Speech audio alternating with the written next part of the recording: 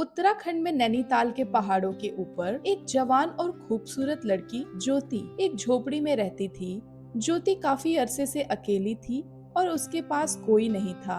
एक शाम जब ज्योति पहाड़ की एक चोटी पर बैठी थी, उसे नीचे से किसी के आने की आहट सुनाई दी। जैसे ही वह उठी और नीचे देखा, उसने एक बूढ़े शख्स मुकेश को ऊपर आते हुए देखा। मुकेश के हाथ में तेल की एक छोटी सी शीशी थी। ज्योति के दिल में हलचल सी मच गई। उसने जोर से आवाज लगाई, सुनो, आओ, मेरे पास आओ। मुकेश ने जो नीचे से चढ़ता चला आ रहा था, उसकी आवाज सुनकर रुक गया। फिर धीरे धीरे ऊपर की ओर बढ़ने लगा और जैसे ही वह पहाड़ की चोटी पर पहुंचा, ज्योति उसके पास आई और उसका बाजू पकड़ लिया। जब उसकी नजर मुकेश के हाथ में मौजूद तेल की शीशी पर पड़ी, तो उसकी आंखों में चमक आ गई। ज्योति के दिल में एक अजीब सी कश्मकश पैदा हो गई। वह खामोशी से मुकेश का हाथ पकड़कर उसे और ऊपर एक सुनसान चट्टान की तरफ ले जाने लगी। मुकेश हैरत से उसकी तरफ देखने लगा। अरे, कहाँ ले जा रही हो तुम मुझे? ज्योति ने कोई जवाब न दिया, बस उसका हाथ मजबूती से थामे रखा। वे दोनों एक बुलंद चट्टान तक जा पहुँचे, जहाँ परिंदा भी पर नहीं मार सकता था। वहाँ पहुंचकर ज्योति ने कहा, तुम एक मालिश करने वाले हो? मुकेश ने सर हिलाकर हाँ में जवाब दिया। ज्योति के चेहरे पर खुशी की लहर दौड़ गई। तो क्या तुम मेरी टांग पर मालिश कर सकते हो? मुकेश ने घबरा कर कहा, तुम्हारा दिमाग तो ठीक है, मैं तो सिर्फ मर्दों की मालिश करता हूँ, तुम तो एक लड़की हो। ज्योति ने झट से अपनी टांग पकड़कर नीचे बैठते हुए कराहना शुरू कर दिया। मेरी टांग में बहुत ही जोरों का दर्द हो रहा है। मुकेश परेशान होकर उसके करीब आया और पूछा, कहाँ दर्द हो रहा है, दिखाओ। यहाँ मेरे घुटनों में जरा मालिश कर दो, शायद मुझे थोड़ा आराम मिल जाए। मुकेश कुछ पल के लिए रुका, फिर झुककर आहिस्ता से उसके घुटनों पर तेल लगाकर मालिश करने लगा। ज्योति ने आंखें बंद कर ली, जैसे उसके चेहरे पर सुकून उतर आया हो, लेकिन अंदर ही अंदर उसे महसूस हुआ जैसे उसके मकसद की तरफ का पहला कदम पूरा हो रहा हो। अब रात होने वाली थी। अंधेरा हर तरफ छाने लगा। मुकेश वहां से उठा और पहाड़ से नीचे उतरने लगा। ज्योति ने उसे पीछे से पुकारा और बोली, इस वक्त कहाँ जाओगे? अंधेरा बहुत हो चुका है, आज रात यहीं रुक जाओ मेरे पास। मुकेश एकदम रुक गया और ज्योति की तरफ देखने लगा। ज्योति बहुत खूबसूरत और जवान थी। वह उसे देखता ही रहा। फिर ज्योति के पास पहुंचकर मुकेश ने उसकी आंखों में देखा और बोला, ठीक है, आज मैं तुम्हारे पास रुक जाता हूँ, लेकिन यहाँ सोने की जगह कहाँ है? ज्योति बोली, जगह भी मिल जाएगी, बस तुम मेरे साथ सोने वाले तो बनो। ज्योति ने उसका हाथ पकड़ा और एक बार फिर पहाड़ की चोटी पर चढ़ने लगी, जहाँ उसकी झोपड़ी थी। ज्योति और मुकेश पहाड़ की चोटी पर झोपड़ी के पास पहुँच गए। ज्योति ने झोपड़ी को देखा और बोली, ये है मेरी छोटी सी झोपड़ी। मुकेश झोपड़ी को देखते ही बोल पड़ा, यहाँ तो सिर्फ एक ही इंसान सो सकता है। ज्योति मुकेश के करीब आई और उसकी आंखों में देखते हुए बोली, झोपड़ी छोटी है, लेकिन यह पहाड़ तो बहुत बड़ा है। क्यों ना हम दोनों झोपड़ी के बाहर उस चट्टान पर ही सो जाएं? मुकेश बोला, ठीक है, जैसी तुम्हारी मर्जी। फिर ज्योति ने पहाड़ की चट्टान पर चटाई बिछाई और मुकेश से कहा, यहाँ आ जाओ। मुकेश चटाई पर बैठ गया। ज्योति भी उसके पास आई और चटाई पर बैठ गई। फिर ज्योति की नजर मुकेश की तेल की शीशी पर पड़ी, जिससे वह मालिश करता था। ज्योति ने मुकेश की तरफ देखा और तेल की शीशी की तरफ इशारा करते हुए बोली, मालिश करने के कितने पैसे लेते हो? मुकेश बोला, जो जितना देता है ले लेता हूँ। ज्योति ने कहा, मुझसे कितना लोगे? मुकेश कुछ न बोला और खामोश रहा। फिर ज्योति धीमी आवाज में मुकेश की तरफ देखते हुए बोली, तुम कहाँ कहाँ की मालिश करते हो? मुकेश बोला, जहाँ की जो चाहे कर देता हूँ। ज्योति के चेहरे पर हल्की सी मुस्कान आई और फिर वह उठी, भागती हुई झोपड़ी के अंदर गई और कुछ लकड़ियां लाकर उसके सामने आग जलाई। फिर 2 अंडे उबालकर मुकेश के सामने पेश किए। जब मुकेश ने अंडे देखे तो बोला, इसकी क्या जरूरत थी? यहाँ बहुत ठंड है, तुम यह अंडे खा लो। मुकेश सवाल भरी निगाहों से ज्योति की तरफ देखता रहा, लेकिन कुछ बोल ना पाया। उसने एक अंडा खा लिया। फिर उसने ज्योति से पूछा, क्या तुम कुछ नहीं खाओगी? ज्योति बोली, मुझे ठंड नहीं लगती, यह तुम्हारे लिए है, तुम्हें इसकी जरूरत है, मुझे नहीं। मुकेश को समझ नहीं आया कि ज्योति आखिर कहना क्या चाहती है। उसने दूसरा अंडा भी खा लिया। अब रात काफी गहरी हो चुकी थी और मुकेश वहीं चटाई पर लेट गया। ज्योति भी एक दूसरी चटाई पर लेट गई और दोनों सो गए। सुबह हुई और अभी मुकेश सो ही रहा था कि ज्योति उठी और पहाड़ की एक चट्टान पर अपना बाजू पकड़कर बैठ गई। वह जोर जोर से चिल्लाने लगी, मेरा बाजू बहुत ही ज्यादा दर्द हो रहा है। मुकेश की आंख खुली। जब उसने आवाज सुनी तो वह फौरन ज्योति की तरफ दौड़ा। देखो, मेरे बाजू में जैसे आग लग गई हो। ज्योति की आवाज में इतना दर्द छुपा था कि मुकेश के कदम खुद ब खुद तेज हो गए। वह हांफता हुआ उसके पास पहुंचा और घुटनों के बल बैठ गया। कहाँ दर्द हो रहा है, यहाँ या यहाँ? वह उसके बाजू को नरमी से छूने लगा। ज्योति ने जोर से आंखें बंद कर ली। हाँ वही, जरा और नीचे। हाँ हाँ, बस वही। उसके चेहरे पर अजीब सा सुकून आ गया, जैसे वह उन उंगलियों को महसूस करते हुए किसी और ही दुनिया में जा रही हो। मुकेश अपनी पूरी ताकत से बाजू पर तेल की मालिश करता रहा। तुम्हारे जिस्म में ऐसे दर्द क्यों छुपे हैं? लगता है जैसे बरसों से किसी ने तुम्हारा ख्याल ही ना रखा हो। ज्योति की आवाज में एकदम ठंडक आ गई। कभी किसी ने रखा ही नहीं। फिर वह अचानक मुस्कुराई, लेकिन तुम तो ख्याल रख सकते हो ना? मुकेश खामोश हो गया। उसका दिल जैसे कांप गया हो। वह कुछ लम्हे उसकी आंखों में देखता रहा, फिर सर झुकाकर बोला, हाँ, अगर तुम चाहो तो मैं तुम्हारा ख्याल रख सकता हूँ। अचानक ज्योति खड़ी हुई और तेजी से चट्टान के पीछे छुप गई। मुकेश हैरान होकर उसके पीछे भागा, मगर जब वह पहुंचा तो ज्योति एक बड़े पत्थर के पीछे छुप गई।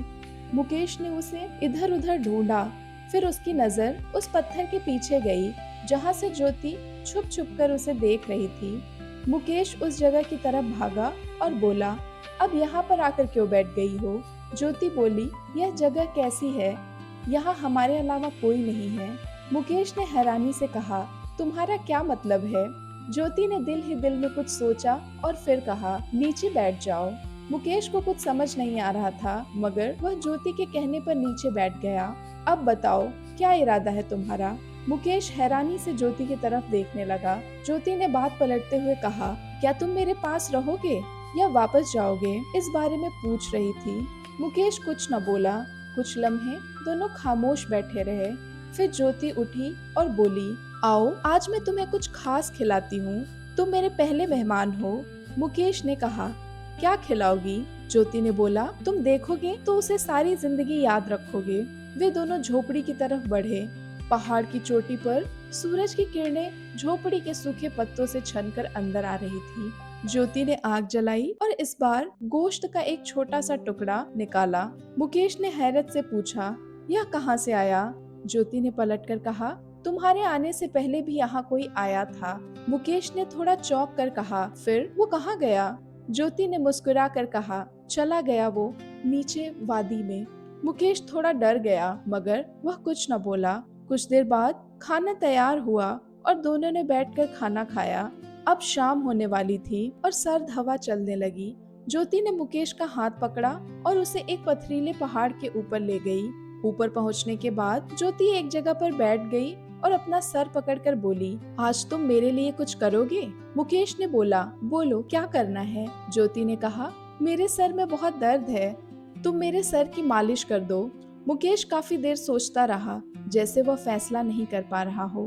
फिर वह आहिस्ता से बोला, अगर तुम्हें सुकून मिलता है तो मैं तुम्हारे हर दर्द को कम करने की कोशिश करूंगा। मालिश करने के बाद मुकेश और ज्योति उसी पहाड़ के पास आग के करीब बैठ गए जहां उनकी झोपड़ी थी। ज्योति ने लकड़ियां इकट्ठा की और झोपड़ी के बाहर आग जलाई। दोनों आग के पास बैठ गए। ज्योति मुकेश की आंखों में देखते हुए बोली, क्या तुम अकेले हो? तुम्हारी बीवी नहीं है? इससे पहले कि मुकेश कुछ जवाब देता, अचानक ज्योति ने कहा, हाँ, तुम परेशान मत हो, दिल छोटा न करो, मैं हूँ ना तुम्हारी। मुकेश जैसे एकदम दंग रह गया, मगर कुछ न बोला। कुछ देर आग के पास बैठने के बाद दोनों वही पहाड़ पर लेटकर सो गए। सुबह के वक्त ज्योति उठी और चुपके से एक पहाड़ की तरफ चली गई जहाँ पर एक गोल घेरा बना हुआ था। ज्योति पहाड़ के ऊपर उस गोल घेरे के अंदर बैठ गई और जोर जोर से रोते हुए अपने आप से कहने लगी, इस खूबसूरती का क्या फायदा जो मुझे सुकून ही नहीं देती। मुझसे अब यह दर्द बर्दाश्त नहीं होता। इससे बेहतर तो मैं पहले ही थी, कम से कम सुकून तो था। उधर मुकेश की आंख खुली और जब उसने ज्योति को अपने पास ना पाया तो वो उसी पहाड़ की तरफ चला गया। जब वो वहाँ पहुँचा तो ज्योति पहाड़ के ऊपर घेरे में बैठी हुई थी। मुकेश चुपके से उसके पास गया। ज्योति को बहुत दर्द हो रहा था। मुकेश ने फौरन पूछा, क्या हुआ तुम्हें? यहाँ आकर क्यों बैठी हो? ज्योति ने खामोशी से कहा, कुछ नहीं हुआ, मैं तो ऐसे ही आई थी, मेरे पाँव में थोड़ा दर्द है। मुकेश ने पाँव को थोड़ा सा दबाया और ज्योति को लेकर झोपड़ी के अंदर आ गया। झोपड़ी के अंदर पहुंचकर मुकेश ने पूछा, यह सब क्या है? तुम्हें हर रोज दर्द क्यों होता है और उस पहाड़ पर क्यों गई थी? ज्योति बोली, यह मेरी सजा है और यह सब कुछ मैं तुम्हारे लिए कर रही हूँ। मुकेश हैरानी से उसकी तरफ देखते हुए बोला, मेरे लिए? कैसे? ज्योति की आंखों में कोई राज था, मगर वह कुछ बोले बगैर झोपड़ी से बाहर निकल गई। दोपहर हो चुकी थी। ज्योति ने कुछ खाना पकाया और दोनों ने मिलकर खाया। दोपहर का खाना खत्म हो चुका था। झोपड़ी के बाहर खामोशी छाई हुई थी। मुकेश ने कहा, कुछ ज्यादा तो नहीं खा लिया तुमने? ज्योति ने जवाब दिया, मुझे तुम्हारे साथ बैठना अच्छा लगता है। मुकेश ने कहा, तुम अजीब हो, एक दिन भूखी नजर आती हो, दूसरे दिन गोश्त पका लेती हो। ज्योति ने मुस्कुरा कर कहा, कभी कभी भूखे पेट में दिल नहीं लगता है। मुकेश ने चौंक कर कहा, मुझे तुम्हारी आदतें अजीब लगती हैं, तुम कहना क्या चाहती हो? ज्योति ने नरमी से जवाब दिया, अभी कुछ नहीं, बस एक बात बताओ, आज रात भी मेरे साथ यहीं रहोगे ना? मुकेश ने आहें भरकर कहा, तुम रोज यही पूछती हो, फिर मैं रुक जाता हूँ। मुकेश ने कुछ लम्हे खामोश रहकर पूछा, और अगर मैं चला गया तो क्या होगा? ज्योति ने आहिस्ता से कहा, तो वो दर्द लौट आएगा। मुकेश ने चौंक कर कहा, फिर आज कहाँ दर्द है? ज्योति ने जवाब दिया, दिल में। मुकेश ने थोड़ी देर खामोश रहकर कहा, इसकी तो मेरे पास कोई दवा नहीं है। ज्योति ने शरारत से कहा, तुम्हारे हाथों में जन्नत है, तुम्हें क्या पता? मुकेश ने हंसते हुए कहा, तुम मुझसे खेल रही हो। ज्योति ने सादगी से कहा, अगर खेलती तो तुम हार चुके होते। मुकेश खामोश हो गया।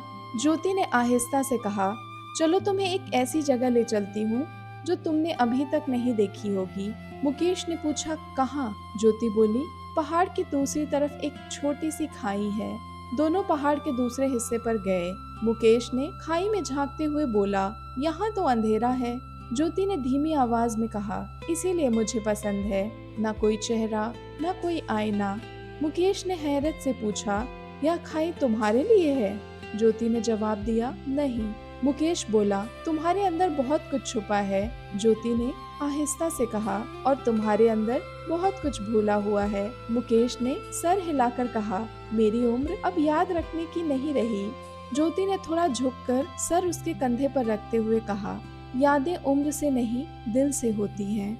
मुकेश बोला, तुम मुझे बदल रही हो। ज्योति बोली, नहीं, तुम्हें वापस ला रही हूँ। सुबह के वक्त ज्योति आहिस्ता से उठकर बाहर निकल आई और पहाड़ की उसी जगह पर जाकर बैठ गई जहाँ गोल घेरा बना था। वह रोज वहाँ जाती थी, बिना कुछ कहे घंटों बैठी रहती। मुकेश ने नींद से आंख खोली, बिस्तर के किनारे हाथ फेरा, मगर ज्योति वहाँ नहीं थी।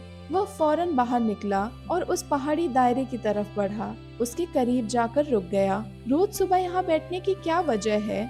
मुकेश ने गर्दन झुकाकर पूछा। ज्योति ने नरमी से जवाब दिया, यह जगह खामोश है और खामोशी के बीच मुझे अपनी आवाज सुनाई देती है। आज मेरे बाएं कंधे में अजीब सा दर्द है, जरा देख लो, कल कमर में था, आज कंधा। तुम्हारे दर्द का सफर कब खत्म होगा? मुकेश ने आहिस्ता से हाथ उसके कंधे पर रखा और मालिश करने लगा। यहाँ थोड़ा नीचे, यह जगह तो बिल्कुल सर्द है, यहाँ दर्द कैसा? मुकेश ने चौंक कर पूछा। कुछ दर्द जिस्म में नहीं होते, रूह में उतरते हैं। मुकेश खामोश रहा, सिर्फ हाथ चलाता रहा। ज्योति ने आंखें बंद कर ली। जब तुम छूते हो तो जैसे सब कुछ थम जाता है। मुकेश ने हैरानी से पूछा, मैं तो सिर्फ तेल लगाता हूँ, इतना असर तुम पर क्यों होता है? ज्योति बोली, शायद तुम्हें पता नहीं तुम मेरे लिए क्या हो। फिर वो खामोश हो गई। मुकेश ने कुछ कहना चाहा, मगर कह न पाया। चलो आज मैं तुम्हें एक और जगह दिखाती हूँ, आओ मेरे साथ। वो दोनों पहाड़ के दूसरी तरफ गए। एक पतली सी पगडंडी के किनारे दरख्तों के पीछे एक पुरानी नदी बह रही थी। यह जगह तुमने कभी मुझे दिखाई क्यों नहीं? मुकेश ने हैरत से पूछा। क्योंकि यह जगह सिर्फ उन लोगों के लिए है जो अंदर से बहने का हौसला रखते हैं। आज तुम बदले बदले लग रहे हो, ज्योति ने मुड़कर कहा। और तुम हर दिन नई लगती हो। मैं रोज नई बनने की कोशिश करती हूँ, पर अंदर वही रहती हूँ जो कभी थी। मुकेश ने आहिस्ता से पूछा, अच्छा तो तुम पहले कौन थी? ज्योति ने नजरें छुपाकर कहा, वो जिसे खुद से नफरत हो गई थी। मुकेश ने उसके चेहरे की तरफ देखा। कुछ लम्हे खामोशी में गुजर गए। तुम यह सब बर्दाश्त कैसे कर लेती हो? मुकेश ने आहिस्ता से पूछा। बर्दाश्त नहीं, शायद इंतजार है, ज्योति ने कहा। किस बात का इंतजार? तुम्हारी खामोशी के टूटने का? अगले रोज ज्योति एक बार फिर दबे पांव उठी और उसी पहाड़ की चोटी पर उसी घेरे में जाकर बैठ गई। अब वह गिड़गिड़ाकर माफी मांगने लगी। मैं अपने गुनाहों से तौबा करती हूँ, मैं अपनी गलती कबूल करती हूँ। बस मुझे मेरा सुकून वापस चाहिए। यह हुस्न, यह जवानी मुझे नहीं चाहिए। इतने में मुकेश वहाँ पहुँच गया और ज्योति की सारी बातें सुन ली। मुकेश कुछ देर सोचता रहा, फिर बोला, तुम्हारी आंखों में वह कुछ है जो मैंने बरसों पहले किसी और में देखा था। ज्योति चौंक कर उसकी तरफ देखती है। किसमें? एक औरत थी, बहुत ही खूबसूरत और नरम दिल की। वह भी ऐसी ही दिखती थी। ज्योति ने नजरें छुपाने की कोशिश की, मगर मुकेश की निगाहों से बच न सकी। मुकेश ने एक गहरी सांस ली, आसमान की तरफ देखा और कहा, मुझे मालूम है तुम कुछ छुपा रही हो, पर मैं इंतजार कर सकता हूँ जब तक तुम खुलकर सब कहने को तैयार ना हो। इसी लम्हे दूर आसमान पर बिजली चमकी। ज्योति कांप गई। बारिश की बूंदें उसके चेहरे पर गिरती रही। ज्योति बोली, हाँ तुम किसी औरत की बात कर रहे थे। मुकेश पल भर खामोश रहा, फिर बुदबुदाया, हाँ एक औरत थी, वह गई और मैं बरसों उसके लौट आने का इंतजार करता रहा। ज्योति की आंखें भर आई। अगर वह औरत वापस आ जाए तो? मुकेश धीमे से बोला, मैं उसे कुछ न पूछूंगा, बस यही चाहूंगा कि वो मेरे साथ खुशी से रहे। ज्योति ने कांपते होठों से कहा, अगर वह औरत मैं हूँ तो? मुकेश चौंक गया, उसकी सांस जैसे रुक सी गई। ज्योति ने हिम्मत करके उसकी तरफ देखा। मैं वही औरत हूँ जिसने आपको बरसों पहले छोड़ दिया था। मुकेश की आंखों में नमी आ गई। ज्योति ने गर्दन झुका ली और बहुत आहिस्ता से बोली, मैं आपकी बीवी हूँ, वही जिसने आपको तन्हा छोड़ दिया था। हवा तो जैसे बहना ही बंद हो गई। पेड़ पौधे एकदम शांत पड़ गए। पहाड़ ने एक राज वापस उगल दिया। ज्योति ने धीरे से सर झुका लिया। मैं डरती थी कि कहीं आप मुझे माफ न करें तो? मुकेश ने हाथ बढ़ाया और उसके कांपते हाथ को थाम लिया। ज्योति की आंखों से आंसू बहने लगे। मैं बस खूबसूरत रहना चाहती थी, हमेशा के लिए। इसी ख्वाहिश ने सब कुछ छीन लिया। मुकेश ने धीरे से पूछा, क्या हुआ था तुम्हारे साथ? बताओ, मुझे आज सब कुछ कह डालो। ज्योति ने एक गहरी सांस ली और धीरे धीरे अपना सच बयान करने लगी। उस दिन मैं आपको छोड़कर अकेले निकल पड़ी थी। दिल में यह ख्वाहिश थी कि मैं दुनिया की सबसे हसीन औरत बन जाऊं। चलते चलते एक वीरान जंगल में पहुंची, जहां एक पुरानी झोपड़ी में मुझे एक अजीब सी औरत मिली। वो काला जादू करती थी। ज्योति के हाथ कांपने लगे। उसने कहा, अगर तुम चाहती हो कि जवानी कभी न जाए तो तुम्हें एक कीमत अदा करनी होगी। मैंने हाँ कर दी। मुकेश ने आंखें भरकर उसकी तरफ देखा और फिर उसने मुझे कुछ ताबीज दिए, कुछ मंत्र सिखाए और कहा कि हर महीने मुझे किसी एक जिंदा चीज का खून अपने जिस्म पर लगाना होगा। पहले मैंने छोटे परिंदों से शुरू किया, फिर खरगोश, फिर बकरी और फिर ज्योति की आवाज कांपने लगी। फिर मेरे जिस्म में अजीब से दर्द उठने लगे, जैसे अंदर कुछ सड़ रहा हो। कभी कमर में दर्द, कभी हाथों में जलन, कभी दिल जैसे धड़कना ही भूल जाए। फिर एक बार मैं एक बाबा जमील के पास गई। उन्होंने सब कुछ सुनकर कहा, तुमने कुदरत से बगावत की है, अब माफी सिर्फ पश्चाताप से मिलेगी। तुम्हें एक तन्हा पहाड़ पर जाकर रहना पड़ेगा, अपने गुनाहों की माफी मांगनी होगी और उन्होंने कहा, जिसे तुमने छोड़ा है उसे वापस लाओ। अपने शौहर को जिसका दिल तुमने तोड़ा उसकी खिदमत करो। मुकेश की आंखों में आंसू तैर रहे थे। उसने मुस्कुराकर उसका हाथ थाम लिया। तुमने जो गुनाह किए उनका इकरार ही सबसे बड़ा पश्चाताप है। चट्टान पर फिर से धुंध छा गई, लेकिन इस बार इन दोनों के बीच कोई पर्दा नहीं था, कोई झूठ नहीं था। अचानक एक झटका सा ज्योति के जिस्म में महसूस हुआ और वह पहले जैसी हो गई, बहुत ज्यादा हसीन और खूबसूरत। अब उसके दिल और जिस्म दोनों को सुकून मिल चुका था। फिर वह दोनों वहां से अपने घर लौट आए और हंसी खुशी जिंदगी गुजर बसर करने लगे। अगर इस कहानी ने आपके दिल को छुआ हो तो इस वीडियो को लाइक करें और ऐसी ही रोमांचक कहानियों के लिए चैनल को सब्सक्राइब करना मत भूलें। तो फिर मिलते हैं नई कहानी के साथ अगले हफ्ते। तब तक के लिए बाय बाय।